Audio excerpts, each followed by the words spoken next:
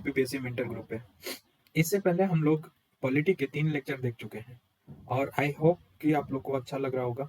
कल हम लोग का जो ऑनलाइन क्लास हुआ था, ऑनलाइन क्लास क्या हुआ था, बेसिकली हम लोग का डिस्कशन था और उस डिस्कशन में बेसिकली हम लोग कैसे डायमेंशन खोलना चाहिए और कैसे उपयोग करना चाहिए डायमेंशन के बारे में हम लोग बात किए थे और आप लोग को पसंद आया, अच्छी बात है।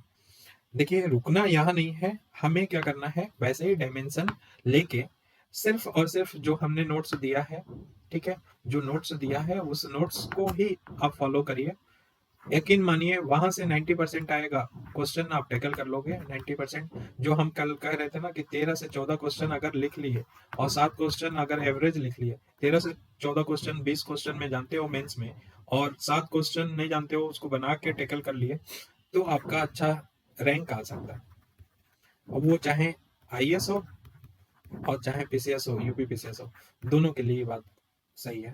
तो नोट्स में हमने जो बताया है वो ही बस कवर करिए, ठीक है। और जो करंट है, करंट को हम लोग बाद में जोड़ेंगे अपने नोट से, जो बाद में करंट का पीडीएफ आप लोग को प्रोवाइड करेंगे उसको जोड़ेंगे, ठीक है। तो आप लोग निश्चिंत रहिए, सिर्फ और सिर्फ हमारी तरफ से क्या करना है, 2 घंटे के करीब पढ़ना है हमारी तरफ से, हमारे लेक्चर को देखना है सिर्फ 2 घंटे, ठीक है ना। अगर कोई मित्र या दोस्त बंधु जो भी ज्वाइन करना चाह रहे हैं पेड बैच हमारा, तो आप इस नंबर पे 9044636324 पे आप ज्वाइन कर सकते हैं। अल्दो हम रिवीजन डालेंगे प्री और मेंस का, तो रिवीजन डालेंगे वो फ्री रहेगा, लेकिन पेड के लिए क्या है, हम क्या करेंगे, डिटेल में लेंगे, एनालिसिस करेंगे, प्री का क्वेश्चन बताएंगे और मेंस का क्वेश्चन बताएंगे कैसे आएगा। अगर आप लोग को नहीं समझ में आ रहा है कि कैसे बता रहे, तो आप पीछे जाके पॉलिटी के लेक्चर देख रहे हैं, पॉलिटी नहीं सारे लेक्चर अच्छे होंगे, ये यकीन दिला रहा हूँ। और आपका जो संडे संडे क्लास होगा या जो हम लोग का डिस्कशन होगा, वो सिर्फ और सिर्फ माइंड ओपन करने का होगा, कि जो हमारा माइंड हो गया ना मिस, कहते हैं ना यूज और डिसयूज का फंडा, तो हम लोग यूज ही नहीं कर रहे हैं, सिर्फ किताबी कीड़ा बनने जा रहे हैं। और आजकल की जो क्वेश्चन की प्रवृत्ति है, जो क्वेश्चन की प्रवृत्ति है, यकीन मानिए वो एनालिटिकल हो रहा है, चाहे यूपीएससी हो और चाहे यूपीपीसीएस है, तो आपको एनालिटिकल बनना पड़ेगा। और एनालिटिकल के लिए क्या करना होगा, अपना माइंड ओपन करना होगा, ठीक है। अगर अभी ओपन कर लोगे तो फिर मेंस में प्रॉब्लम नहीं आएगी। चलिए, आज हम लोग पढ़ते हैं समाज कल्याण के बारे में, मतलब राज्य के नीति निदेशक तत्वों के बारे में, भाग 4 के बारे में पढ़ा। इससे पहले हमने भाग 3 खत्म कर दिया है, ठीक है ना, वो आप लोग देख सकते हैं और अच्छे से क्वेश्चन वाइज बताया। तो आज हम लोग राज्य के नीति निदेशक तत्व या डीपीएसपी पढ़ेंगे। तो डीपीएसपी लिया कहाँ से गया है, तो ये लिया गया है आयरलैंड से। कहाँ से, आयरलैंड से। और कौन से भाग में है, 4 भाग, भाग चौथे में पाया जाता है। आर्टिकल 36 से लेके 51 तक का आर्टिकल है, वो राज्य के नीति निर्देशक तत्व में आते हैं। और जबकि हमने भाग 3 में बताया था 12 से 35 है, और एक एक आर्टिकल को हम लोग डिस्कशन किए थे, ठीक है। अब आ जाते हैं नीति निर्देशक तत्व। तो पहली बात है कि फंडामेंटल राइट की तरह अगर देखा जाए कि मूल अधिकार की तरह अहमियत रखता है कौन, नीति निर्देशक तत्व रखता है। लेकिन हमारा सब पहला क्वेश्चन बनता है ये कि संविधान सभा हमारा केवल फंडामेंटल राइट को ही परिवर्तनीय बनाया था, डीपीएसपी को नहीं बनाया था, डीपीएसपी को नहीं बनाया था। तो ये क्यों नहीं बनाया था, पहली बात ये सोचने का है, आप लोग सोचिएगा, इसका आंसर हम देंगे। लेकिन फंडामेंटल राइट को परिवर्तनीय बनाया था, नीति निर्देशक तत्व को परिवर्तनीय नहीं बनाया गया था। ऐसा क्यों किया गया था, इसके पीछे तर्क क्या है आप दे सकते हो, इसको सोचो, और जब नहीं समझ में आएगा तो हम बताएंगे। लेकिन इसके ऊपर आपको जोर डालना है कि आखिर क्यों मौलिक अधिकार परिवर्तनीय है और जो नीति निर्देशक तत्व है वो परिवर्तनीय नहीं है, ऐसा क्यों। ठीक, पहला क्वेश्चन है, और माइट बी पॉसिबल कि ये क्वेश्चन आ भी सकता है, ठीक है ना। तो जो नीति निर्देशक तत्व हैं वो संविधान निर्माताओं के द्वारा राज्य को दिए गए क्या है, सकारात्मक निर्देश है। इसमें राज्य को क्या किया गया है, सकारात्मक निर्देश दिया गया है। अनुपालन की बात नहीं कहा गया है, निर्देश दिया गया कि आपको स्वास्थ्य के संबंधी बातें करनी है या आपको नीति निर्माण बना के, नीतियां बना के इसको लागू करना है, राज्य को ये निर्देशित किया गया है। ठीक है। और नीति निर्देशक तत्व का एकमात्र आधार है कि कल्याणकारी राज्य को बनाना। नीति निर्देशक तत्वों का उद्देश्य क्या है? भारत को एक कल्याणकारी राज्य बनाना। ठीक है। अब यहाँ कल्याणकारी का मतलब क्या है कि जो कल्याणकारी राज्य का मतलब है कि ऐसा देश से है जहां पे सरकार जनता के जनता के सभी वर्ग, चाहे एससी हो, एसटी हो, ओबीसी हो, सभी वर्ग, ठीक है, सभी वर्गों को, विशेष करके जो पिछले वर्ग हैं, पिछड़े वर्ग हैं या वंचित वर्ग हैं, उनके कल्याण के लिए क्या क्या कार्य करें।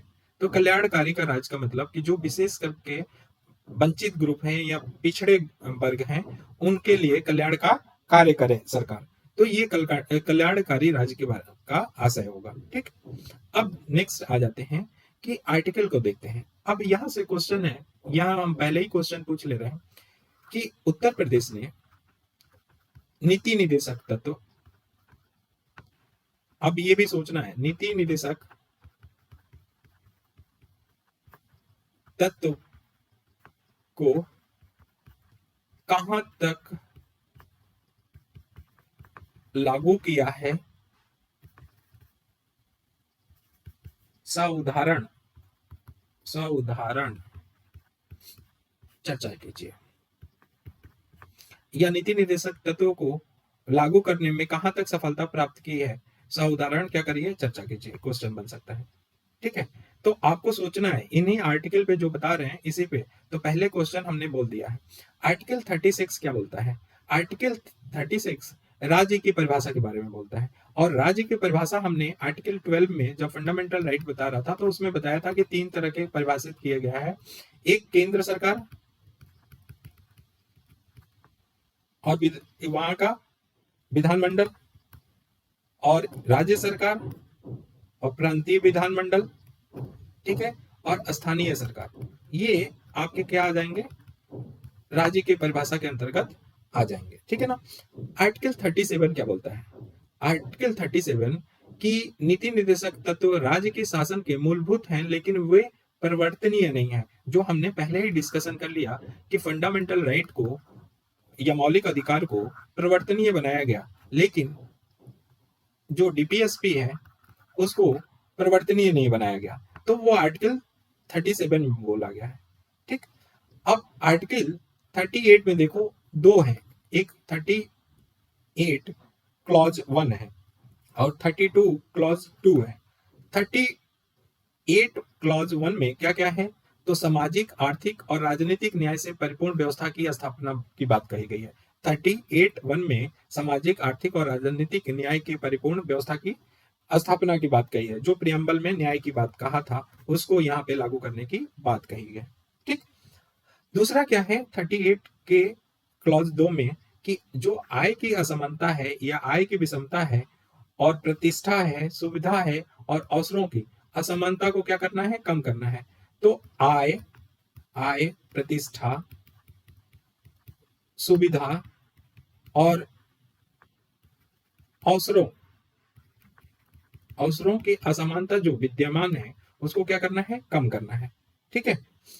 कहने का मतलब है कि जैसे ऑक्सफैम का रिपोर्ट आता है, ऑक्सफैम का रिपोर्ट आया, उस रिपोर्ट में ये बोला गया कि जो 10% हैं, 10% के पास 75% के करीब क्या है? पैसा है, और बाकी 90 के पास कितना है? 25%। ठीक है। तो ये आय विषमता क्या करता है? इंगित करता है। ये डाटा हो सकता है कि पुराना हो, लेकिन ऐसा ही है कुछ कि बहुत कम लोगों के पास ज्यादा आय एकुमुलेट है, इकट्ठा है, और बहुत ज्यादा लोगों के पास बहुत कम है। तो ये विषमता की खाई को क्या बढ़ाता है? बढ़ाता है। ठीक है ना। तो आय के आधार पे या अगर प्रतिष्ठा के आधार पे देखें, प्रतिष्ठा के आधार पे क्या कि कोई भी हैसियत है, चाहे आर्थिक रूप से हैसियत हो, चाहे जातिगत रूप से हैसियत है, उसमें ऐसा नहीं है कि आप ब्राह्मण हो तो आप क्या हो? प्रतिष्ठित हो। ठीक है। आपकी हैसियत अच्छी है तो आप प्रतिष्ठित हो, नहीं। ये सारे असमानता को कम करना किसमें लक्ष्य रखा गया? 38 के 2 में। ठीक है। अब 39 ए क्या है? 39 ए ये बोलता है कि स्त्रियों और पुरुषों को जीवन यापन की पर्याप्त व्यवस्था होनी चाहिए। स्त्री हो चाहे पुरुष हो, या हम कह दें कि मानव को जीवन यापन की पर्याप्त व्यवस्था करना राज्य का अधिकार है, कर्तव्य है। ये 39 ए में बोला गया। ठीक। 39 बी में क्या बोला गया? इंपॉर्टेंट है। 39 बी में बोला गया कि देश के संसाधनों का जनहित में प्रयोग करना। देश के संसाधनों का जनहित में प्रयोग करना किसमें बोला गया? 39 बी में। और आर्टिकल 39 सी में क्या बोला गया? कि उत्पादन के साधनों का क्या करना? विकेंद्रीकरण करना, डिसेंट्रलाइज करना। तो जितने भी उत्पादन के साधन हैं उनको क्या करना है? डिसेंट्रलाइज करना, विकेंद्रीकरण करना है। ठीक है। विकेंद्रीकरण का मतलब क्या होता है? कि जैसे केंद्रीकरण का मतलब समझ लो कि इकट्ठा, और विकेंद्रीकरण का मतलब कि वही इकट्ठे चीज को तोड़ दो। ठीक है। चाहे सत्ता के रूप में तोड़ दो, चाहे जिस रूप में उत्पादन के साधन के रूप में तोड़ दो, मतलब केंद्रीकरण नहीं होना चाहिए। ठीक। अब आ जाते हैं 39 डी में क्या है? कि स्त्रियों, जो फीमेल और मेल का वेजेस है, या इसमें सीधे बोला गया कि स्त्रियों और पुरुषों को समान कार्य के लिए समान वेतन। समान कार्य के लिए समान वेतन किसमें बोला गया है? तो 39 डी में बोला गया है। किसमें बोला गया है? 39 डी में बोला गया है, समान कार्य के लिए समान वेतन। ठीक है। 39 ई में क्या बोला गया है? नागरिकों के स्वास्थ्य की रक्षा के बारे में बोला गया है। किसमें बोला गया है? 39 ई में बोला गया है, नागरिकों के स्वास्थ्य की रक्षा में। 39 एफ में क्या बोला गया है? कि बचपन और यौवन को शोषण से बचाना है। जो बचपन है और यौवन में जो शोषण होता है उससे बचाना क्या है? राज्य का कर्तव्य है, या राज्य को निर्देश दिया गया है। ठीक है। 39 ए क्या है? वहां पे 39 देखो, ये ध्यान रखना कि स्मॉल ए था और यहाँ पे कैपिटल ए है। तो 39 स्मॉल ए में हमने आपको बताया कि यहाँ पे जीवन यापन की पर्याप्त व्यवस्था का दिशा निर्देश दिया गया है राज्य को। किसके? तो स्त्रियों और पुरुषों के जीवन यापन की पर्याप्त व्यवस्था की बात कही गई है। ठीक है। जबकि यहाँ पे 39 कैपिटल ए में निःशुल्क कानूनी सहायता और समान न्याय प्रदान करने की बात कहा गया है। निःशुल्क कोई भी किसी भी आदमी को कानूनी सहायता प्रदान करना और समान न्याय प्रदान करना, ये 39 ए का लक्ष्य है। 40 तो जानते ही होंगे आप लोग कि पंचायतों का गठन और सशक्तिकरण से जुड़ा हुआ है। पंचायतों का गठन और सशक्तिकरण से कौन सा जुड़ा हुआ है? 40 जुड़ा है। 41 का मतलब क्या है? वन, जैसे हम लोग लिखते हैं ना 41, तो ये डंडा है। डंडा का मतलब सहारा देना। तो किसको सहारा देंगे? तो जो बेरोजगार होगा, बीमार होगा, वृद्धावस्था में होगा, विकलांग होगा, उनको सहायता का अधिकार किस में दिया गया है? 41 में दिया गया है। तो याद करने का सबसे आसान तरीका है कि डंडा दे दिया गया, सहारा दे दिया। किसी अगर वृद्ध व्यक्ति है तो डंडा दे दिया गया, तो उसके सहारे क्या कर रहा है? चल रहा है। विकलांग को डंडा दे दिया तो सहारे चल रहा है। अगर बीमार है व्यक्ति है, कमजोर है, तो उसको डंडा दे दिया तो चल रहा है। और बेरोजगारी है तो उसको कोई आलम दे दिया तो वो चल रहा है। ठीक है। तो ये 41 में है। 42 को उल्टा कर दो, 42 को उल्टा कर दो तो 24 बन जाता है। और 24 वीक क्या है? फीमेल से रिलेटेड है, आल्दो अब बढ़ गया है, 28 वीक हो गया है। तो ये प्रसूति सहायता महिलाओं को दिया जाता है, छुट्टी दिया जाता है 24 वीक का। तो अब 28, अब भले बढ़ गया लेकिन पहले 24 था, तो 24, 42 को उल्टा करोगे 24, तो महिलाओं को प्रसूति सहायता दिया जाता है। ठीक है। और काम की मानवीय दशाएं और महिलाओं की प्रसूति सहायता, ये किससे जुड़ा हुआ है? 24 से जुड़ा, मतलब आर्टिकल 42 से जुड़ा हुआ है। और 42 को उल्टा कर देंगे तो 24 का मतलब महिलाओं की प्रसूति के लिए जो छुट्टी दिया जाता है, तो उसे याद आ जाएगा। ठीक है। अब आ जाओ 43। आर्टिकल 43 क्या बोलता है? कि मजदूरों के लिए निर्वाह मजदूरी, जो वेजेज है, वो ऐसा होना चाहिए कि उस पर निर्वाह कर ले। और कुटीर उद्योगों को बढ़ावा देना किससे जुड़ा हुआ है? 43 से। जबकि पंचायत से क्या? पंचायत का गठन और सशक्तिकरण है। लेकिन पूछ लिया जाए कि कुटीर उद्योगों को बढ़ावा देना कौन सा आर्टिकल में है? तो आर्टिकल 43 में है। ठीक। अब मजदूरों के लिए निर्वाह मजदूरी किस में बोला गया है? 43 में बोला गया है। और 43 ए वेरी इंपॉर्टेंट है, और ये क्वेश्चन पूछा गया था। क्या है? कि उद्योग के प्रबंधन में मजदूरों को, जो मजदूरों की भागीदारी बढ़ाने की बात कही गई है। तो उद्योग प्रबंधन में मजदूरों की भागीदारी देने की बात किस में कहा गया है? 43 ई में बोला गया है। ठीक। अब आ जाओ 43 बी में। 43 बी में क्या बोला गया है? सहकारी संस्थाओं को बढ़ावा देना। यहाँ पे सहकारी संस्थाओं को बढ़ावा देना, लेकिन हमने कुछ 19(1) सी में बताया था, वो कमेंट करके बताइएगा यहाँ पे क्या है और इन दोनों में डिफरेंस क्या है। जब पढ़ रहे हैं तो दिमाग खोल के पढ़िए, क्या है डिफरेंस, तो ये जरूर बताइएगा।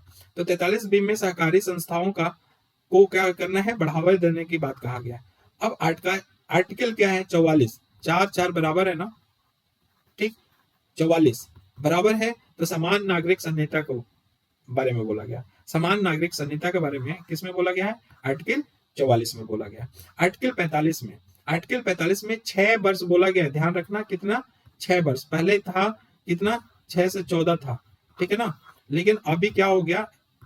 86वें संविधान संशोधन से यहाँ पे क्या कर दिया गया? 6 कर दिया गया। तो 6 वर्ष तक की आयु के बच्चों के लिए प्रारंभिक बाल अवस्था है, उसमें देख रेख और शिक्षा की व्यवस्था की बात कही गई है। तो 6 वर्षों के बच्चों के लिए शिक्षा की बात किसमें कहा गई है?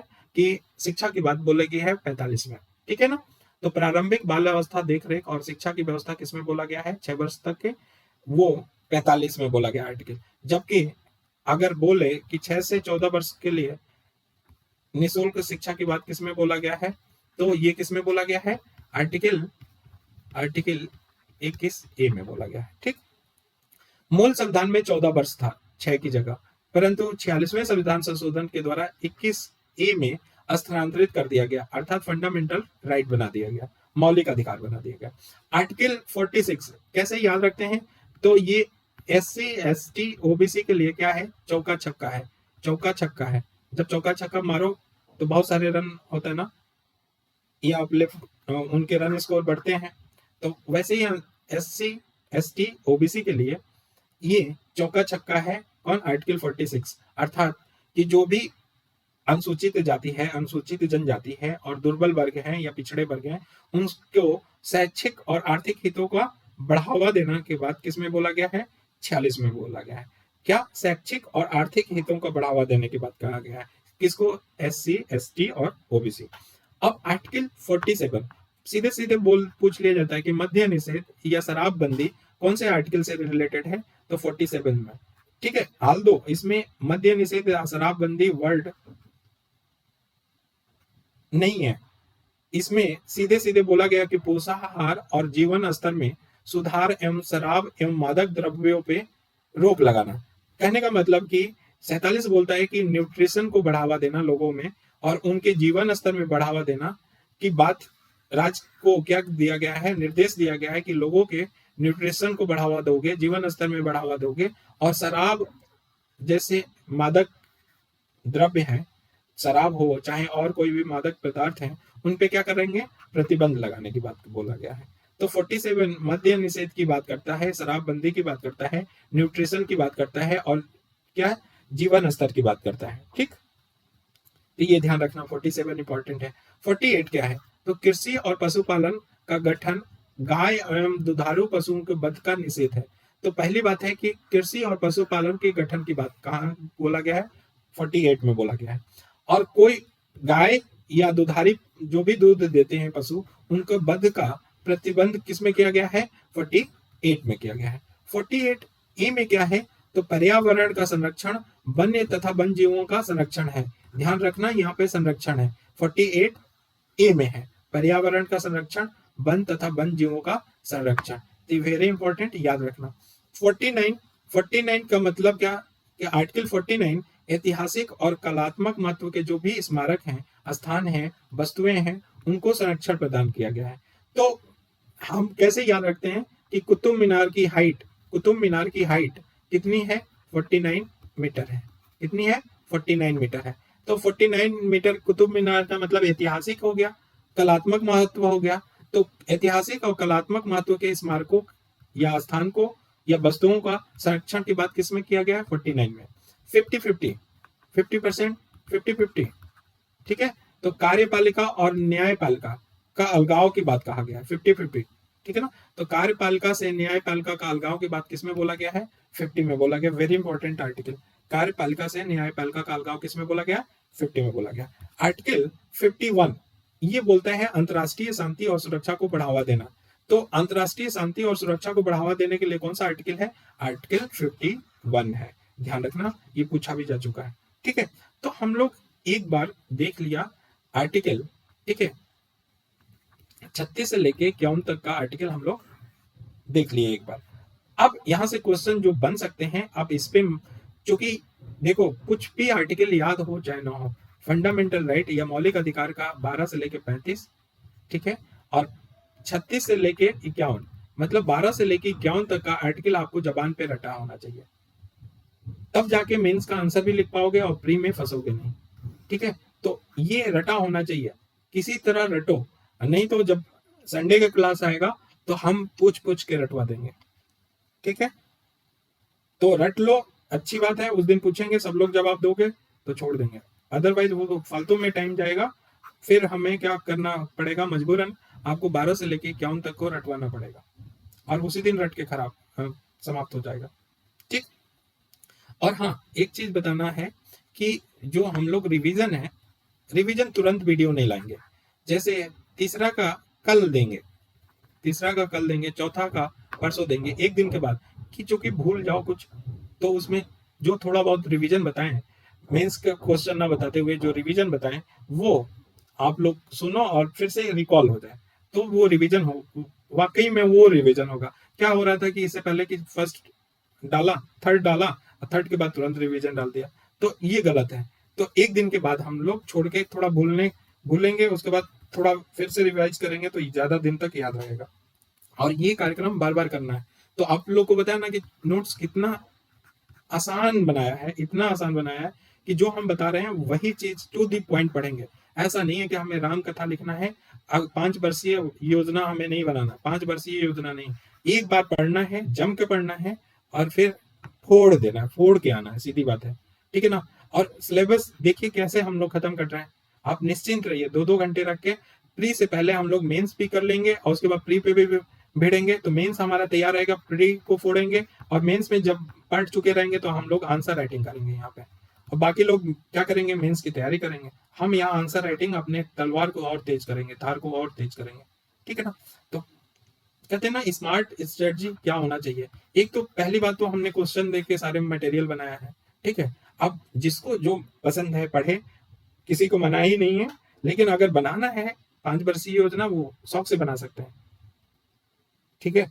हमने अपने असफलताओं से बहुत कुछ सीखा है, और कोई ऐसा चीज नहीं है कि मतलब जो ठोकर ना खाया हो, चाहे आंसर राइटिंग में हो, चाहे मटेरियल को लेके हो, हिंदी मीडियम को खास करके, एक इंग्लिश मीडियम में बहुत तायत में पढ़े हुए हैं, ब्रीफ में, लेकिन लड़के क्या है ना कि उनको हलवे चीज में चाहिए और सब कुछ आसान में चाहिए, ठीक है। चलते हैं, हम लोग फोकस रखते हैं आगे, ज्यादा इधर उधर की बात ना करके टू द पॉइंट रहे। संविधान संशोधन के द्वारा क्या जोड़ा गया, तो हमने यहाँ पे इकट्ठा कर दिया, प्री में क्वेश्चन पूछे जाने वाले जितने क्वेश्चन है। अब पूछा जाए कि कौन 42वें संविधान संशोधन के द्वारा जोड़ा गया, तो 42वां संविधान संशोधन कब हुआ था, यही क्वेश्चन पूछ लिया जाए। 44वां कब हुआ था, यही पूछ लिया जाए। और 97 कब पूछा गया, तो एक तो ईयर हो गया, पूछ लिया गया कि 43A कौन से संविधान संशोधन से जोड़ा गया, तो 42 में। 43A, 48A और 39F कौन से संविधान संशोधन से जोड़ा गया, 42 में। 44वें संविधान संशोधन से कौन सा जोड़ा गया, तो 38(2), ठीक है। और 97 संविधान संशोधन में कौन सा जोड़ा गया, डीपीएसपी का आर्टिकल, तो 43B, ध्यान रखिएगा, और ये क्वेश्चन प्री में पूछा जाता है, ठीक। तो हमने इकट्ठा करके एक साथ बोल दिया, लिख दिया है, ठीक। नीति निर्देशक तत्वों का अगर वर्गीकरण करें, अब यहां से क्वेश्चन आता है कि नीति निर्देशक तत्व में, डीपीएसपी में, एक तो वर्गीकरण के लिए आ जाएगा, नीति निर्देशक तत्व में गांधीवाद, उदारवाद और नीति निर्देशक तत्व गांधीवाद, उदारवाद और समाजवाद से प्रेरित है, चर्चा कीजिए। सिंपल सा क्वेश्चन है कि डीपीएसपी नीति निर्देशक तत्व क्या है, समाजवाद, गांधीवाद और उदारवाद से क्या है, प्रेरित है, चर्चा कीजिए। तो देखो क्या करना होगा, वर्गीकरण ही किया है, समाजवादी विचारधारा से कौन सा प्रेरित है, कौन कौन सा आर्टिकल, तो 38(2) है, 38(2) है, और 39B, इसीलिए हमने सीक्वेंस से 36 से लेके और 51 तक बताया था पहले, कि अगर यहां देखोगे तो भूल जाओगे, फिर जाके पीछे रिवीजन करोगे तो 38 टू 39B, 39C और 43A ये किससे प्रेरित है? समाजवाद से प्रेरित है। किससे प्रेरित है? समाजवाद से। अब यहाँ हम आर्टिकल बिल्कुल नहीं बोलेंगे, क्योंकि अगर हम बोल दिए तो फिर क्या होगा कि आपको याद नहीं होगा। तो आर्टिकल यहाँ पे आप पीछे जाके देखोगे, जितनी बार देखोगे याद आएगा। वैसे ही 40 क्या है? पंचायत, 47 मद्य निषेध, 48 51 ये सब किससे प्रेरित है? गांधीवाद से प्रेरित है। तो 40, 47, 48 और 51 किससे प्रेरित है? गांधीवाद से। तो उदारवाद से या बौद्धिक मत या आधुनिक या पश्चिमी मत से प्रेरित कौन है? तो ये ध्यान रखना 39D, 50 और 49 ये सब उदारवादी या बौद्धिक मत या आधुनिक या पश्चिमी विचारधारा से प्रेरित है। तो ये कैटेगराइजेशन लिखने में आ जाएगा, या गांधीवाद, उदारवाद और समाजवाद से प्रेरित है डीपीएसपी। अगर लिखना है तो चर्चा कर लेंगे आप, ठीक। ये आर्टिकल आपको याद रहेगा तभी चर्चा कर पाएंगे, ठीक है। तो कितना इंपॉर्टेंट है याद रखना, ये आप लोग समझ रहे हो। अब आ जाओ नीति निर्देशक तत्वों के संबंध में कथन कौन कौन क्या बोला था, कौन कौन से विद्वान क्या क्या बोल रहे थे। प्री में तो बहुत अच्छे क्वेश्चन बन सकते हैं इससे, ठीक है, लेकिन हमें मेंस में भी इस कथन को याद रखने से फायदा ये होगा कि जहां भी किसी विद्वान के बारे में कोटेशन लिखना हो और सुटेबल लगे वहां पे हम क्या कर सकते हैं, इन लोगों को कोट कर सकते हैं। जैसे पूछा था कि एक ने कहा था, किसने कहा था, डीपीएसपी जो नीति निर्देशक तत्व है वो एक ऐसे चेक की भांति है जिसका भुगतान बैंक की इच्छा पर निर्भर करता है। और यही क्वेश्चन भी बन सकता है मेंस पे, समझ रहे हो। यहीं से क्वेश्चन भी बनेगा कि नीति निर्देशक तत्व एक ऐसे चेक की भांति है जिसका भुगतान बैंक की इच्छा पे निर्भर करता है। अब क्यों ऐसा कहा गया है? हम केवल हवा दे रहे हैं यहाँ पे, आप लोग सोचना। देखो फंडामेंटल राइट बोला था कि परिवर्तनीय है, जबकि डीपीएसपी क्या है? परिवर्तनीय नहीं है। मतलब राज्य, ये सिर्फ राज्य को दिशा निर्देश दिया गया है कि आप इसके लिए, समाज कल्याण के लिए पहल करें, नीतियां बनाएं, ठीक है। तो वो जब नीतियां बनाएगा तभी तो डिलीवर होगा डीपीएसपी या समाज कल्याण। तो वही कहने का आशय है कि ऐसे चेक की भांति है जिसका भुगतान बैंक की इच्छा पर निर्भर करता है, अर्थात राज्य की इच्छा पर निर्भर करता है, चाहे तो नीति बनाए चाहे नहीं। जैसे एग्जांपल ले लेते हैं, बिहार में शराब को लेके काफी आंदोलन हुआ और महिलाएं खास करके ज्यादा आंदोलन किया, ठीक है। तो वहां पे शराबबंदी कर दिया बिहार में, लेकिन क्या उत्तर प्रदेश में शराबबंदी है? नहीं। तो ये राज्य की इच्छा पे निर्भर किया कि वो वहां पे देखा कि चोरी, डकैती, महिलाओं का उत्पीड़न, शोषण, ये सब शराब के चलते बढ़ रहा था और बिहार में शिक्षा के स्तर उतना अच्छा नहीं था, तो वो क्या हो रहा था कि बढ़ रहा था, बढ़ता हुआ अपराध दिख रहा था। तो जब वहां पे शराबबंदी किया गया तो ये सारी चीजों में कमी आई, तो राज्य और उत्साहित हुआ और कड़े से पालन किया। लेकिन उत्तर प्रदेश में है क्या? तो उत्तर प्रदेश ये न देख के, समाज कल्याण के बारे में न देख के कितना अर्न कर सकते हैं, सबसे ज्यादा अगर देखोगे तो उत्तर प्रदेश एक्साइज ड्यूटी से आता है, एक्साइज ड्यूटी से पैसा कमाता है, ठीक है। तो एक एग्जांपल दिया और तो इस पे सोचना है। दूसरा है नसरुद्दीन, जो श्री नसरुद्दीन है, नसरुद्दीन ने क्या बोला था कि नीति निर्देशक तत्व 9 वर्ष की शुभकामनाएं हैं। अब यहां भी क्वेश्चन बेंस बन सकता है, 9 वर्ष की शुभकामनाएं हैं। नीति जो डीपीएसपी है वो 9 वर्ष की शुभकामनाएं हैं, ये चर्चा कीजिए। तो 9 वर्ष की शुभकामनाएं, जब भी नया होता है तो सब कुछ नया नया स्टार्ट होता है कि नहीं? नया वर्ष स्टार्ट होगा तो सब कुछ नया करने क्या होगा कि यहाँ से हम ये करेंगे वो करेंगे, मतलब सब कुछ नया स्टार्ट होगा, कैलेंडर स्टार्ट होगा, आपका जो लाइफ स्टाइल या प्लानिंग होगा वो नया होगा, सब कुछ नया होगा। वैसे ही डीपीएसपी में जितने निर्देश दिए गए हैं संविधान निर्माताओं के द्वारा कि राज्य ऐसा करने के लिए क्या करे, कदम उठाएगा, निर्देश दिया गया है। तो अगर वो लागू कर देते हैं, जैसे शराबबंदी है, ठीक है, समान नागरिक संहिता है, ये अगर लागू होगा तो ये 9 वर्ष के समान होगा, सबके लिए नया नया होगा। जिस राज्य में लागू होगा उस राज्य में सबके लिए वो नया वर्ष के समान होगा, नया नया होगा। ठीक। आइवर जेनिंग्स ने क्या बोला था कि नीति निदेशक तत्व पवित्र इच्छाएं हैं। यहाँ भी मेंस के क्वेश्चन बनेगा, ये जितने हैं यहाँ पे अगर है ना टिप्पणी करें, पवित्र इच्छाएं हैं। आप दिमाग चलाते रहो, क्वेश्चन ढूंढते रहो, कहीं भी नहीं, मतलब कह तो रहे हैं कि क्वेश्चन एनालिटिकल यही है। पवित्र इच्छाएं क्या है भाई? समाज कल्याण में क्या क्या है? तो समाज कल्याण, अगर किसी को कल्याण करना है तो समाज कल्याण पवित्र इच्छाएं ही माना जाता है। और समाज कल्याण की बात किसमें कहा गया है? नीति निदेशक तत्व में बोला गया। इसलिए आइवर जेनिंग्स बोलते हैं कि ये पवित्र इच्छाएं हैं। ठीक है। नीति निदेशक तत्व फेबियन समाज की झलक मिलती है। फेबियन समाज है क्या? जो हम लोग पढ़ चुके हैं पीछे कि भारत लोकतांत्रिक समाजवाद को की तरफ झुका हुआ है, और लोकतांत्रिक समाजवाद के बारे में हमने बताया था डिटेल में, यहाँ नहीं बताएंगे। लेकिन लोकतांत्रिक समाज को ही जो ब्रिटेन है उसने फेबियन नाम दिया था, फेबियन सोशलिज्म बोला था। तो ब्रिटेन में जो फेबियन सोशलिज्म बोला था, तो उसी के आधार पे यहाँ पे भी बोला गया कि नीति निदेशक तत्व में फेबियन समाजवाद की झलक मिलती है, अर्थात लोकतांत्रिक समाजवाद की झलक मिलती है। ठीक है।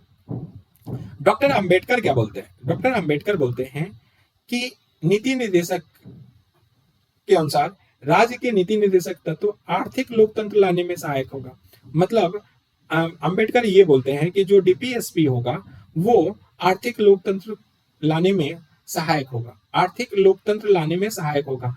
अब यहां से क्वेश्चन होगा उठेगा, और पक्का मानना कि नीति निदेशक तत्व से इतने क्वेश्चन डाइवर्ट हो सकते हैं इन्हीं पे कि सोचना कि नीति निदेशक तत्व आर्थिक लोकतंत्र लाने में सहायक होगा। अब इसके पक्ष और विपक्ष में आपको बोलना है, या आलोचनात्मक कुछ भी करना है, या चर्चा करना है। तो हम एक हिंट दे रहे हैं कि 39 का जो हमने A B C D E पढ़ा था, एफ पढ़ा था, उसको अच्छे से पढ़ना, यहाँ आंसर मिल जाएगा। बताएंगे नहीं, चर्चा करेंगे तो वहां पे होगा। फिर तो होगा कि आप लोग दिमाग नहीं चलाओगे, नहीं चलाना है तो बैठे रहो, उससे मतलब नहीं। लेकिन अगर एग्जाम क्लियर करना है तो दिमाग चलाना है। हम सिर्फ यहाँ पे बता दिया हमने। ग्रेनविल ऑस्टिन ने नीति निदेशक तत्व को सामाजिक क्रांति की ओर ले जाएगा, ये बोला था। ग्रेनविल ऑस्टिन ने नीति निदेशक तत्व को बोला कि सामाजिक क्रांति की ओर ले जाएगा। कैसे ले जाएगा इसके ऊपर सोचना है आपको। एक हवा दे देते हैं, इसमें भी दे देते हैं। सामाजिक क्रांति का मतलब क्या? यहाँ पे हवा में देखो, सामाजिक क्रांति का मतलब अगर असमानता की कमी हो जाए और सब लोग समानता आ जाए तो ये क्रांति होगी। दूसरी बात है विषमता, जो असमानता या विषमता है, दोनों ले लो एक ही, कम होगा तो समानता बढ़ेगा। ठीक है। कल्याण के लिए राजनीतिक न्याय, राजनीतिक सामाजिक और आर्थिक न्याय मिलेगा सबको, तो ये क्रांति होगी। ठीक। अगर जो संसाधनों का विकेंद्रीकरण होगा, संसाधनों का क्या होगा? विकेंद्रीकरण होगा, तो वाकई क्या होगा कि जो नीचे तबके के लोग हैं वो सशक्त होंगे, सबल होंगे, सशक्तिकरण होंगे। ठीक है। जो संसाधनों का विकेंद्रीकरण होगा तो ठीक है, संसाधनों का विकेंद्रीकरण, तो ये सामाजिक क्रांति होगी। ऐसे ही सोचना है। ठीक है। समझ में आ रहा है? अब कुछ दिमाग खुल रहा है कि नहीं खुल रहा है? अब लग रहा होगा कि क्या पढ़ रहे हैं। देखो भाई, हमें पढ़ाने का मतलब सिर्फ ये है कि हम रट के ना जाए, हम अपना दिमाग चलाएं। ठीक है ना? जो पढ़ लिया वहां से निचोड़ इतना ले कि हम कहीं भी यूज करने लायक रहें। ठीक। और अपने आंसर बेस्ट बनाने का यही एक तरीका है।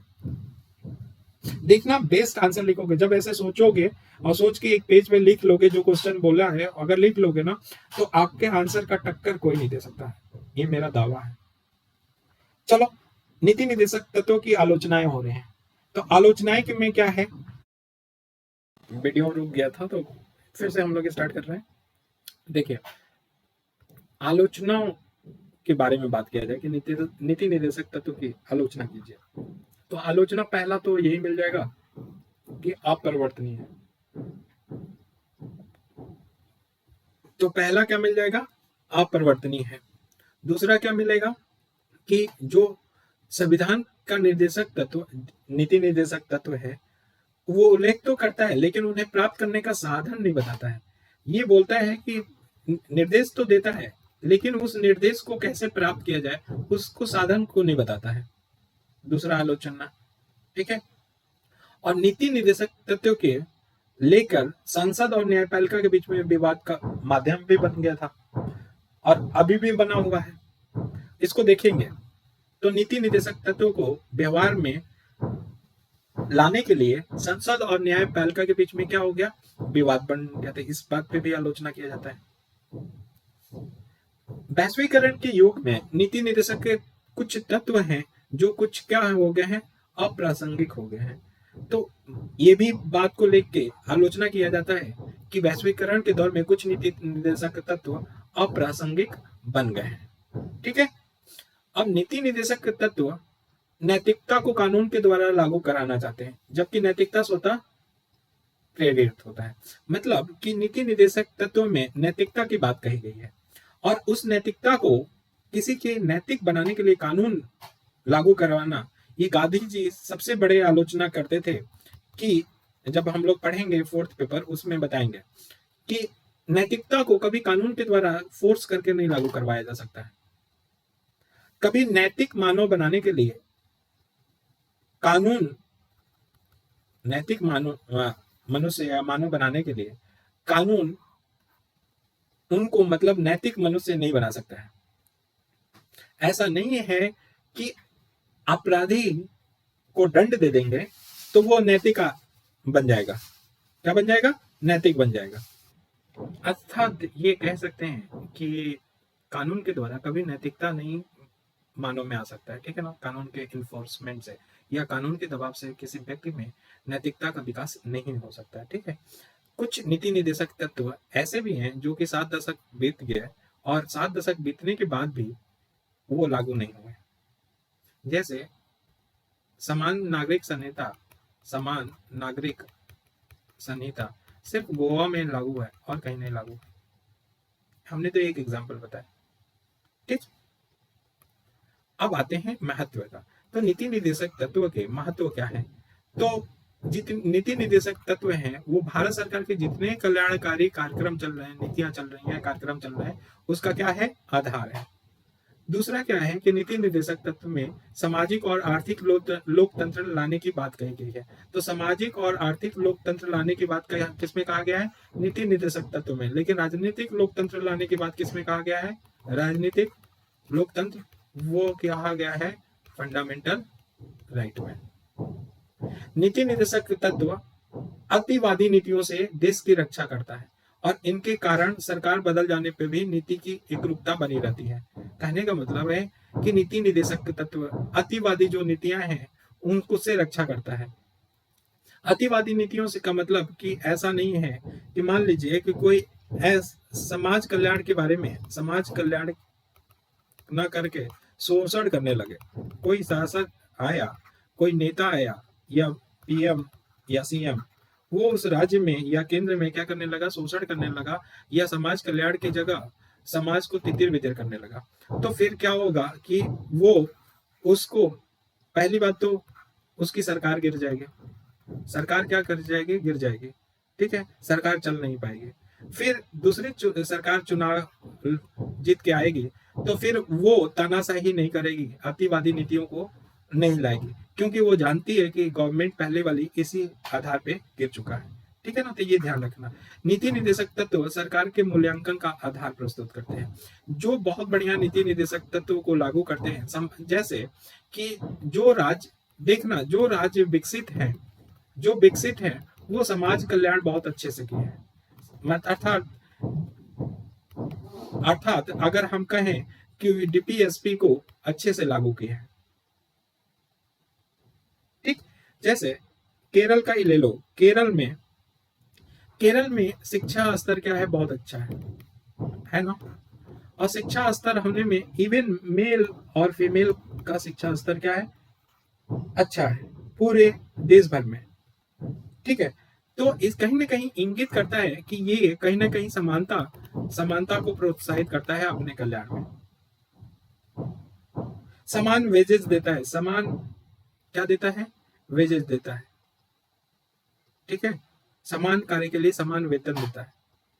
तो कहीं ना कहीं ये देख सकते हैं कि इसके आधार पे सरकार का भी मूल्यांकन कर सकते हैं।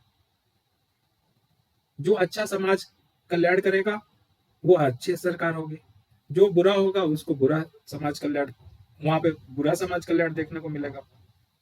एग्जाम्पल हम किससे ले सकते हैं, तो इसमें गवर्नेंस जो इंडेक्स आता है, गवर्नेंस इंडेक्स, इसको यूज कर सकते हैं।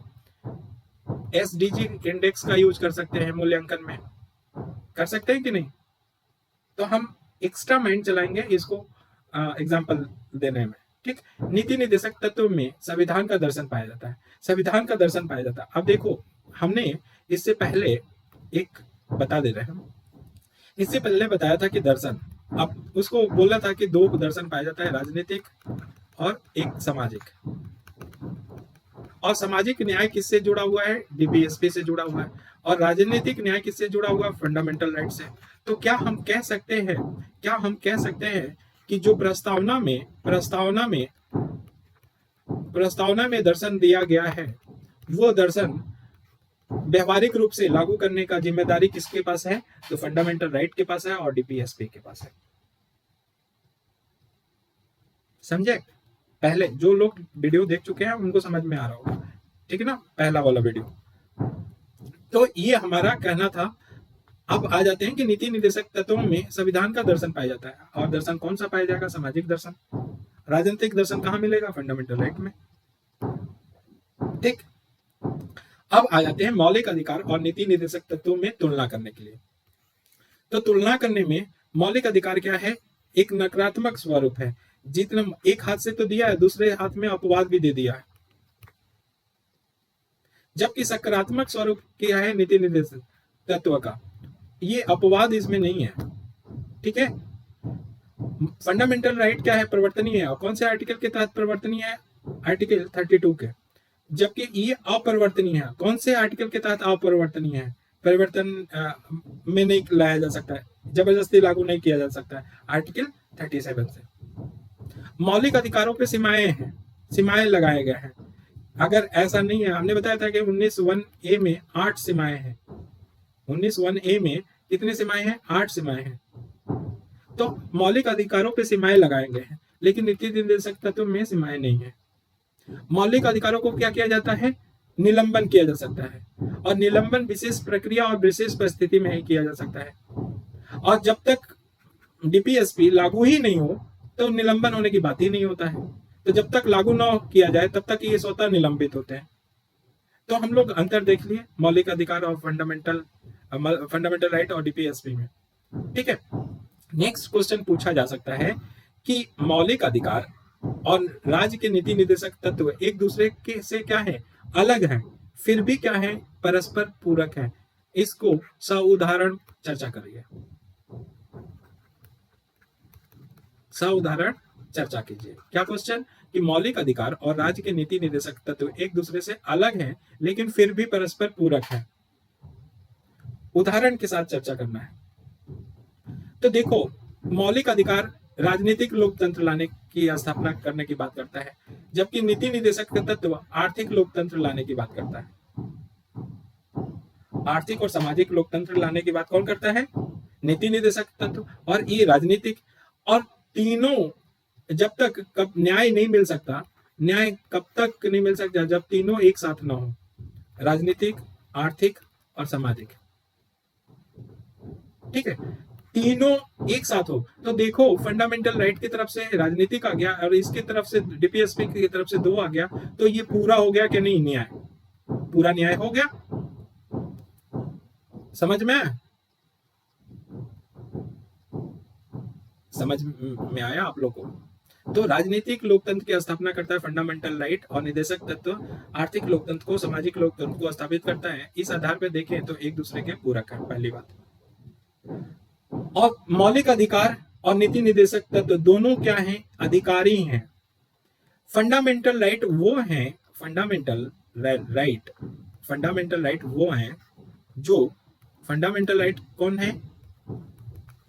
फंडामेंटल राइट वो है जो अधिकार के रूप में हमें प्राप्त हो चुके हैं। और डीपीएसपी राइट वो है जो हमें भविष्य में प्राप्त होने वाले हैं। वो अधिकार भविष्य में प्राप्त होने वाले हैं, जब राज्य बनाएगा उस पे नियम कानून, तो हमें प्राप्त होगा। तो फंडामेंटल राइट हमें वो अधिकार ऑलरेडी प्राप्त है, और डीपीएसपी भी अधिकार है जो हमें भविष्य में क्या होगा? प्राप्त होगा।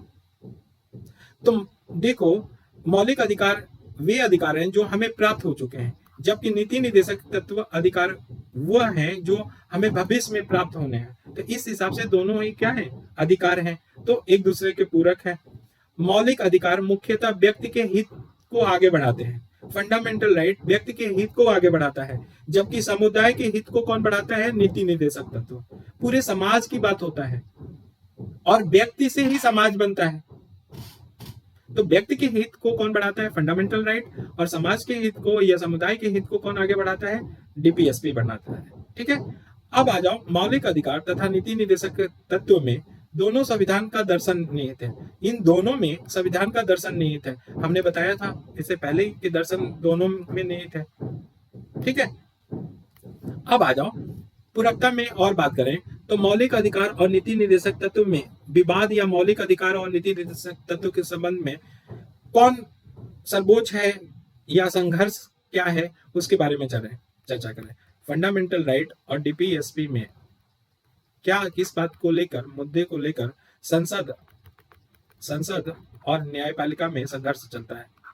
ठीक है, न्यायपालिका में जो आलोचना किए थे, तो संसद और न्यायपालिका में किस बात को लेकर संघर्ष चलता है या विवाद का मुद्दा क्या है, कोई भी क्वेश्चन पूछ ले तो ये रहेगा, या मौलिक अधिकार और नीति निर्देशक तत्व में विवाद क्या है या विवाद का मुद्दा है, तो ये आप ही को यही सब बताना है। तो डीपीएसपी में देखो आर्टिकल 39B है, इसमें है देश के संसाधनों को जनहित में प्रयोग करना।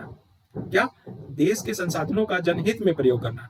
और 39C क्या है कि उत्पादन के साधनों का विकेंद्रीकरण करना। जैसे जमींदारी प्रणाली पाई जाती थी, उसका उन्मूलन करना किससे जुड़ा हुआ था? 39 से के सी से। और 39B से क्या था कि संसाधनों का जनहित में प्रयोग करना। अब एक आर्टिकल आता है, आर्टिकल 14, आर्टिकल 19 और आर्टिकल 31। 31 क्या था? संपत्ति का अधिकार था। अब देखो कि संसाधनों को जनहित में प्रयोग करने या संसाधन, जैसे एक एग्जांपल ले लो कि जमींदार के पास बहुत ज्यादा खेत है। ठीक है, ये बड़ा सा खेत रखा है, और किसी के पास क्या है? बहुत छोटा सा है, यहाँ तक कि वह अपना जीविकोपार्जन नहीं चला पा रहा है। इतना छोटा खेत है, अपने परिवार का पालन पोषण नहीं कर पा रहा। लेकिन जमींदार के पास क्या है? बहुत बड़ा है। ठीक है, तो उत्पादन के जो साधन है उनका विकेंद्रीकरण करने के लिए चकबंदी भी लाया गया, या इसको काश्तकारी कानून लाके लागू किया गया। ठीक है, तो अब बोलता है आर्टिकल 14 बोलता है समानता का अधिकार, विधि के समक्ष सभी समान है। ठीक है, 19 बोलता है स्वतंत्रता, और 31 बोलता है संपत्ति का अधिकार। तो जमींदार बोलेगा कि भैया ये हमारी संपत्ति है, तो दूसरे को क्यों दे रहे हो? तो अब हो गई लड़ाई यहां से और यहां से, अर्थात फंडामेंटल राइट में और डीपीएसपी में लड़ाई स्टार्ट हो जाएगी। ठीक, तो भूमि सुधार कानून और संपत्ति के अधिकार को लेकर फंडामेंटल राइट और डीपीएसपी क्या है? लड़ते रहते हैं। किसको? भूमि सुधार कानून को लेकर और संपत्ति के अधिकार को लेकर दोनों न्यायपालिका और संसद लड़ते रहे, या फंडामेंटल राइट और डीपीएसपी में विवाद बना रहा। ठीक, अब आ जाओ कि समाधान क्या हुआ। तो आर्टिकल 31B के अनुसार वे विषय जो संसद के द्वारा 9वीं अनुसूची कब आया था, डाला गया था? तो 1951 में डाला गया था। तो 9वीं अनुसूची में डाल दिया जाएगा, उसका न्यायिक पुनरावलोकन नहीं कर सकता न्यायालय। ये आर्टिकल 31B में बोला गया। मतलब संसद ने संशोधन किया, और संशोधन करके ये बोला कि 31B आर्टिकल बनाया। 31B में बोला कि संसद अगर कोई कानून या कोई विषय क्या करे 9वीं अनुसूची में डाल दे तो न्याय पालिका उसका पुनरावलोकन नहीं कर सकती है, पहली बात। तो 1951 में 9वीं अनुसूची न्यायिक पुनरावलोकन से बाहर है, ये बोल दिया गया। केशवानंद भारती का केस आया 1973 में, ये इन्होंने बेसिक स्ट्रक्चर का सिद्धांत दिया था, मूल ढांचे का सिद्धांत दिया था। और मिनर्वा मिल्स 1980 में आया था और इसने न्यायिक पुनरावलोकन को क्या कर दिया था, मूल ढांचा घोषित कर दिया था कि संसद ऐसा नहीं है कि कानून बना के न्यायिक पुनरावलोकन को हटा दे। मिनर्वा मिल्स में किया गया था। तो दो बड़ी बात मिनर्वा मिल्स में किया गया था, खुद जो मूल ढांचा है उसको और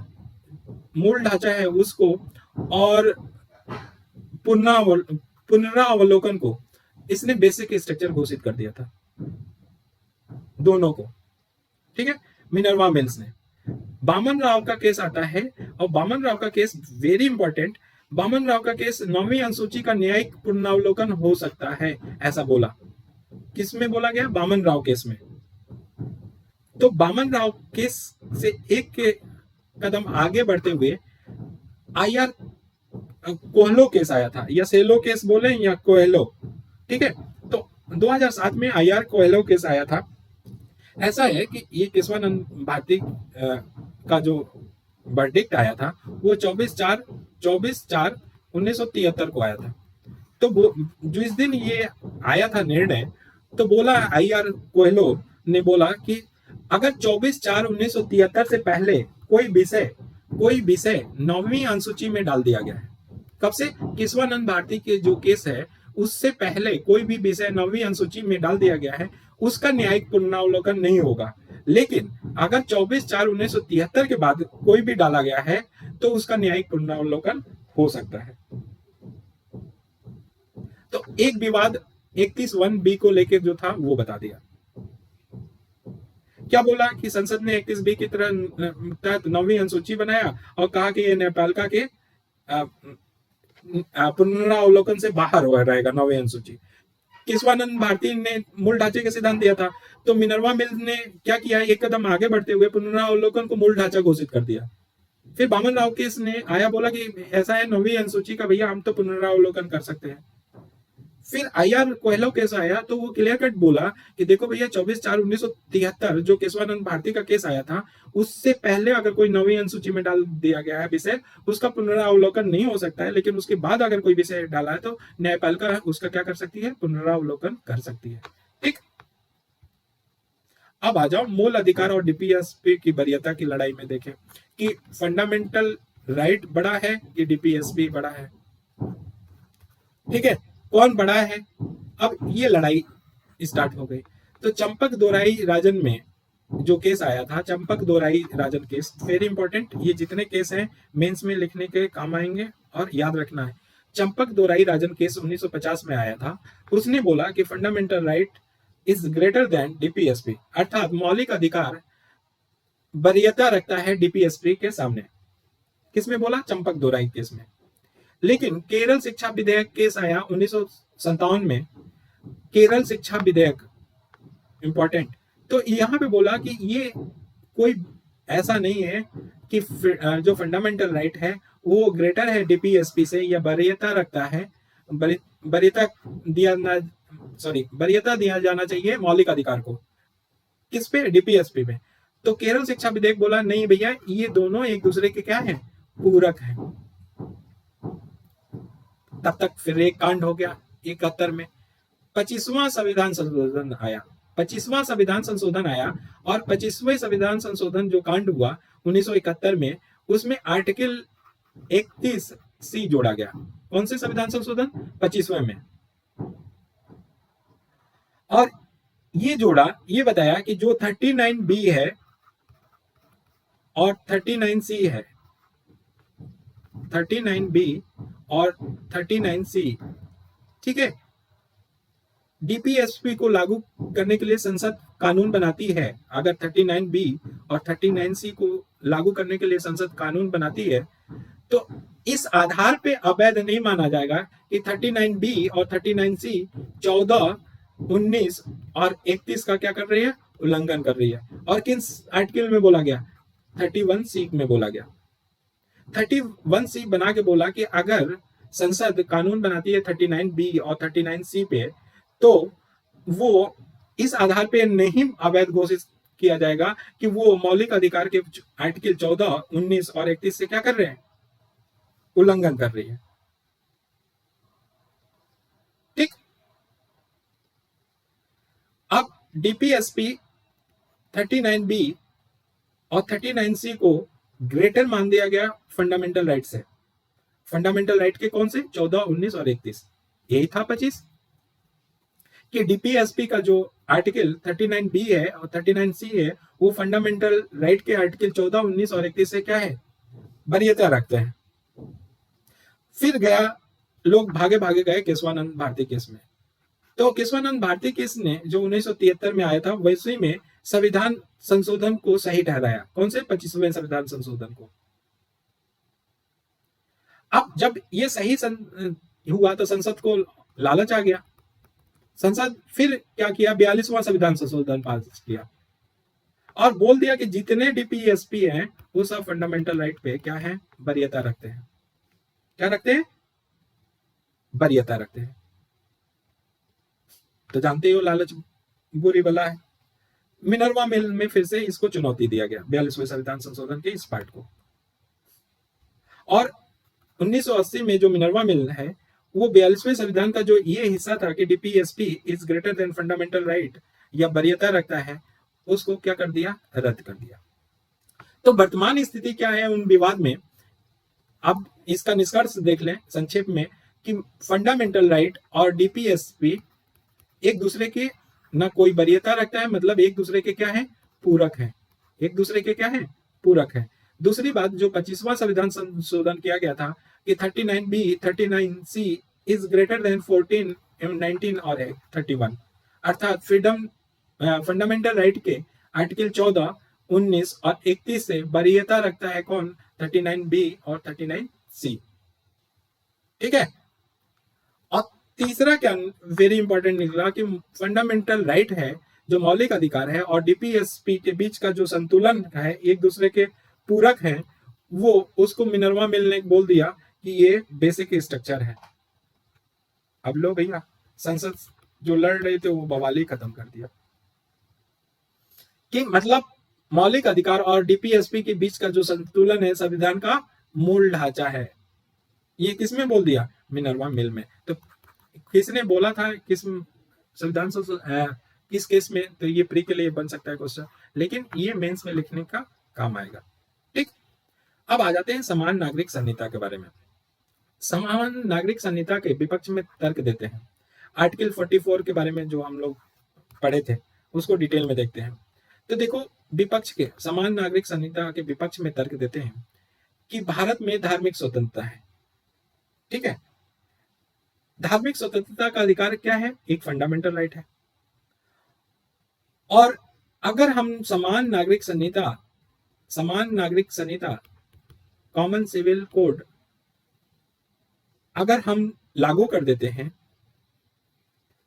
ठीक है, तो वो हमारे फंडामेंटल राइट या जो धार्मिक स्वतंत्रता है उसके विरुद्ध होगा। मतलब सीधे सीधे समझो कि फंडामेंटल धार्मिक स्वतंत्रता 25 से 28 तक हमारा क्या है? धार्मिक स्वतंत्रता है। और किसमें दिया है? मौलिक अधिकार में दिया गया है। अगर समान नागरिक संहिता को लागू कर दिया जाता है तो यह हमारा अधिकार के विरुद्ध होगा। हम अपने धर्म के अनुसार आचरण वो नागरिक संहिता नहीं कर सकते। ठीक है। और 25 में क्या बोलते हैं? आचरण की स्वतंत्रता, 26 में धार्मिक कार्यों का प्रबंधन की स्वतंत्रता और 29 में संस्कृति की स्वतंत्रता। ये तीनों के तीनों आर्टिकल क्या होंगे? प्रभावित होंगे। सोचना है कैसे। जैसे एक हम 29 का ले रहे हैं कि विवाह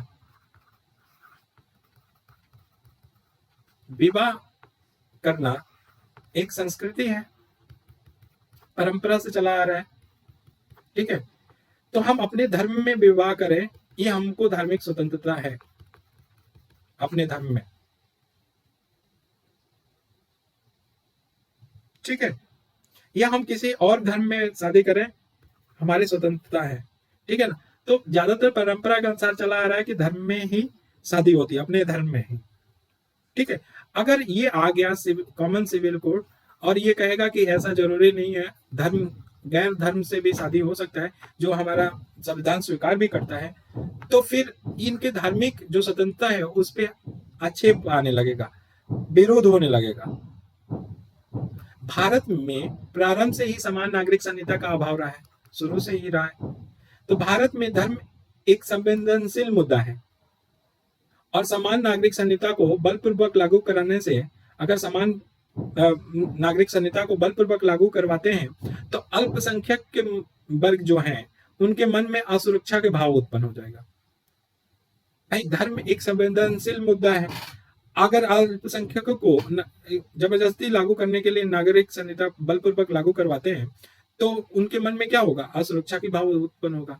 जब असुरक्षा की भाव उत्पन्न होगा तो अलगाववाद, क्षेत्रवाद, आतंकवाद जैसी घटनाएं बढ़ेंगे। तो ये विपक्ष में तर्क है।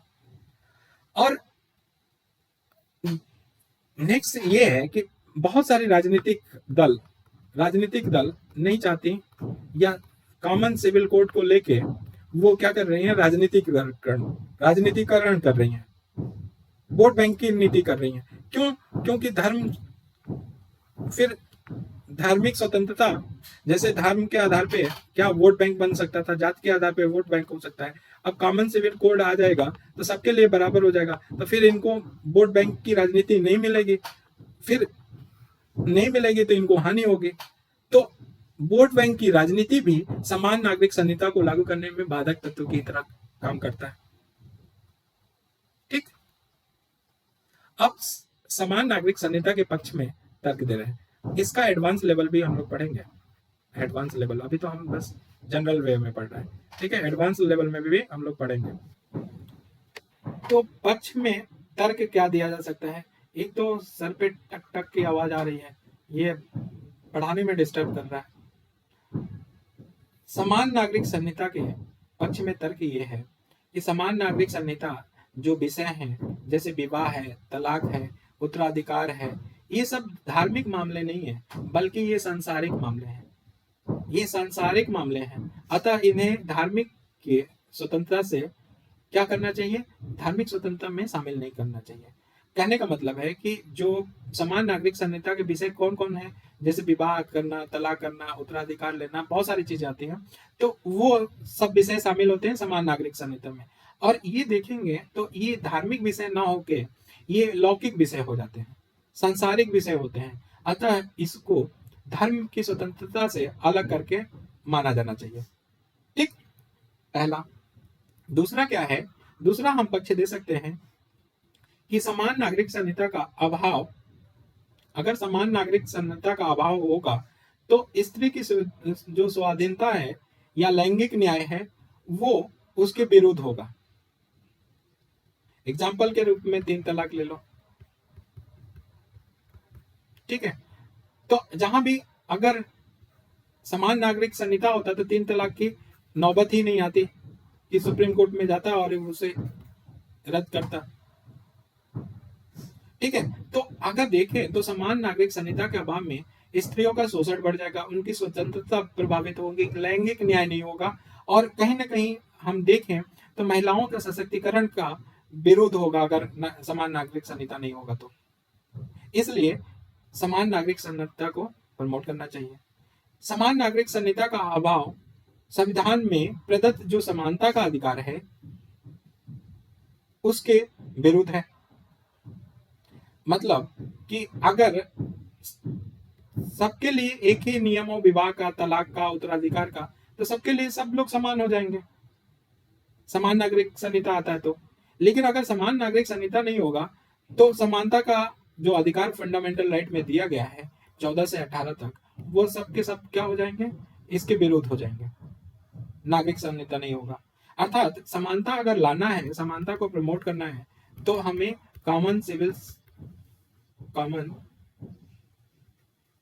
यूनिफॉर्म कॉमन सिविल कोड लाना चाहिए, समान नागरिक संहिता लाना चाहिए, यूनिफॉर्म कॉमन सिविल कोड लाना चाहिए। ठीक, समझ रहे हो मेरी बात? कि अगर समानता बढ़ाना है समाज में तो ये यूसीसी आना ही चाहिए। समान नागरिक संहिता के न होने से समाज में रूढ़िवादिता को बढ़ावा मिलता है और समाज का आधुनिकीकरण क्या हो जाता है, रुक जाता है। ये भी पक्ष में तर्क दे सकते हैं। जैसे रूढ़िवादिता यही है कि 3 बार तलाक तलाक कहने से तलाक हो जाता है, जबकि आज के समय में, वर्तमान के समय में इतना स्वतंत्रता को प्रमोट किया जाता है, फिर भी ये विद्यमान है, तलाक तलाक तलाक। तो अगर समान नागरिक संहिता अगर होता तो ये आता ही नहीं, स्वतंत्रता ऐसे ही बढ़ जाती, समाज आधुनिकीकरण की तरफ जाता। ठीक है, तो ये सारे प्रभाव पड़ते। तो समान नागरिक संहिता के पक्ष में भी देख लिया हम लोग। अब आते हैं कि हमारा व्यू क्या होना चाहिए यूसीसी पे, यूनिफॉर्म सिविल कोड में क्या होना चाहिए। तो समान नागरिक संहिता को लागू तो किया जाना चाहिए, जरूरी है। और बहुत सारे सुप्रीम कोर्ट के, जब हम इससे एक स्टेप आगे एडवांस में पढ़ेंगे ना, तो जब सुप्रीम कोर्ट के वर्डिक्ट और पढ़ेंगे, ये कब पढ़ेंगे, जब करंट से जोड़ेंगे। अभी इससे आगे लेक्चर जब करंट से जोड़ेंगे तो सुप्रीम कोर्ट के बहुत सारे वर्डिक्ट आए, बहुत सारे ऐसे वर्डिक्ट आए, उनमें यूसीसी को क्या किया गया, लागू करने की बात कही गई। कहने का मतलब कि समान नागरिक संहिता को लागू किया जाना जरूरी है, लेकिन कुछ सावधानियां बरतनी चाहिए। हमारा व्यू कैसा होना चाहिए, कुछ सावधानियां बरतना चाहिए लागू करने से पहले।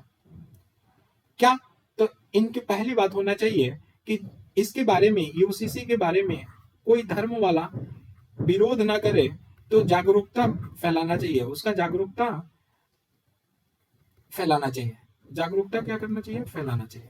अब जागरूकता जब फैलाएंगे तो सब लोग अवेयर होंगे कि हाँ यूसीसी का फायदा होगा, तो ये बिना पक्षपात के या बिना विरोध के, बिना आंदोलन के ये क्या हो जाएगा, लागू हो जाएगा।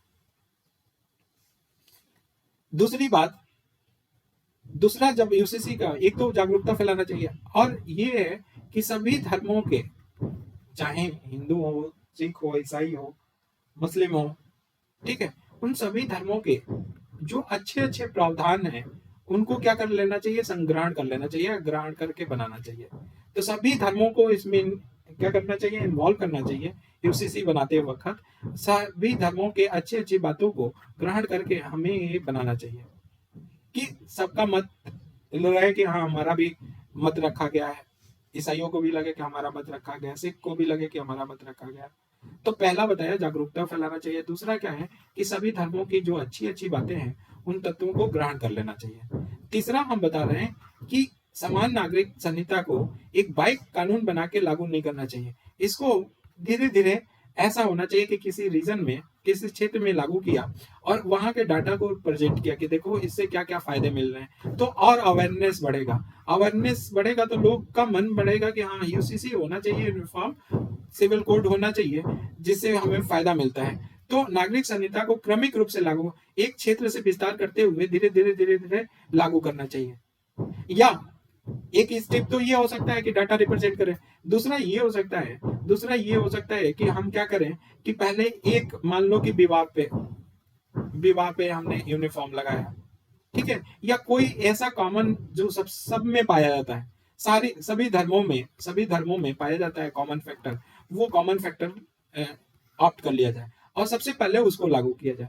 और थोड़ा सा कॉमन में और इससे आगे बढ़े तो जो थोड़ा बहुत डिफरेंस सभी धर्मों में दिखता है समाज में, कोई व्यवहार में, तो उसको लागू किया जाए और फिर कठोर की तरफ जाए। मतलब धीरे धीरे क्रमिक रूप से, तो क्रमिक रूप से दो हो सकता है कि एक क्षेत्र से बढ़े, और दूसरा है कि पहले सभी धर्मों में जो कॉमन है उसको लागू किया जाए, फिर थोड़ा बहुत डिफरेंस हो उसको लागू किया जाए, फिर उन पे डाटा पब्लिश किया जाए कि हाँ भाई देखो इससे फायदा हो रहा है, और फिर प्रमोट किया जाए सभी चीजों पे लागू करने के लिए, मतलब धीरे धीरे।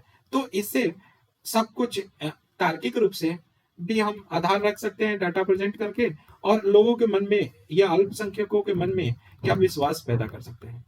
ठीक है, अगर एक बाइक लागू कर देंगे तो फिर अलगाववाद, क्षेत्रवाद, नक्सलवाद जैसी घटनाएं क्या होंगी, बढ़ने लगेंगे। ठीक, तो डीपीएसपी के बारे में हम लोग पढ़ लिए, आज इतना ही रखने देते हैं। मौलिक कर्तव्य को नेक्स्ट में पढ़ेंगे।